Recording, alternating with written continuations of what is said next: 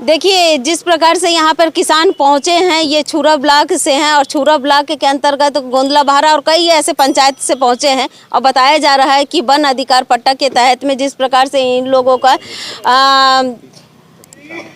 धान खरीदी होना चाहिए था, लेकिन नहीं है। लेकिन पहले भी कई बार इन्होंने कर्ज भी ले चुके हैं, परंतु इस बार ना टोकन कट रहा है, ना किसी प्रकार से इनकी धान खरीदी नहीं हो रही, जिसके कारण आज कलेक्टर में भी पहुंचे थे और पहुंचने के बाद में इनसे ही हम पूरी जानकारी लेते हैं।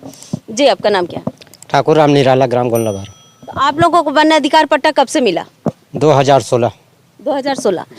तो ये बताइए कि इस बार क्या समस्या आप लोगों के पास आ गई जिसके कारण आप कलेक्टेड में पहुंचे?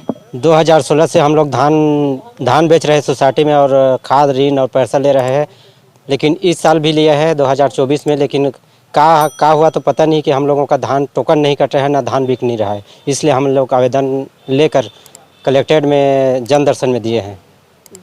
जी। कलेक्टर महोदय क्या बोले? वो तो हम जांच करवा रहे हैं, दिखवा रहे हैं कि SDM को आदेश दिए जांच के लिए। जी। यहाँ पर देखिए, जिस प्रकार से और भी किसान हैं उनसे बातचीत करते हैं। जी, आपका नाम क्या? रामानंद मनहरे, ग्राम गोंदला बहारा, सोरित समिति के पूर्व सदस्य हूँ मैं। जहाँ का मतलब हमारे गांव में सन 1916-17 में 1916-17 में शासन से वन अधिकार पट्टा प्राप्त हुआ है। 2016-17 है ना?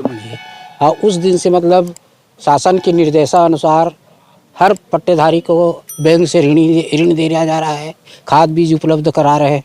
इस साल भी कराए हैं, इस साल भी कर्ज लिए हैं।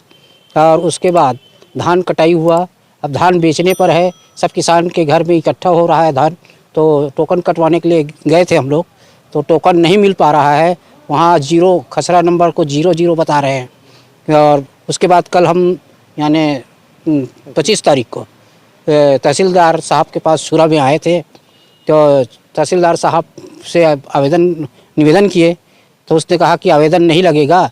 यहाँ छुरा ब्लॉक का ही 1836 किसान का मतलब का ये हुआ है, वन पट्टा अधिकार में धान नहीं खरीदा जा रहा है, जिसके लिए हम लोग कार्रवाई कर रहे हैं करके बोले थे। तो हम लोग संतुष्ट नहीं हुए उस बात से, तो फिर कलेक्टर महोदय के पास जन दर्शन में आवेदन लगाने के लिए आए हैं, ताकि समय रहते हुए धान बिकना चाहिए।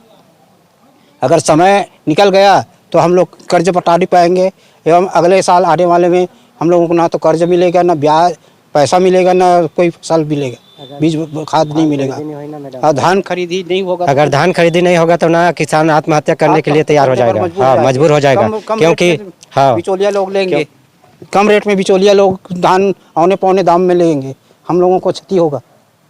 इसलिए जिम्मेदारी शासन प्रशासन रहेगा, इसके जिम्मेदारी शासन प्रशासन। आप लोग कर्ज लेकर अभी धान बोए थे? जी जी।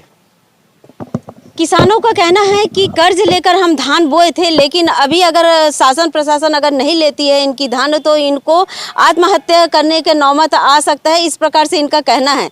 तो जी, आपका नाम क्या है? मेरा नाम झम्मन है, झम्मन पटेल, गोंदला बहारा से। आप लोग कलेक्टेड में क्यों आए थे? आप लोग आवेदन देने के लिए आ रहे हैं, और जो वन पट्टा मिला है उसको धान नहीं बिक्री हो रहा है, इसलिए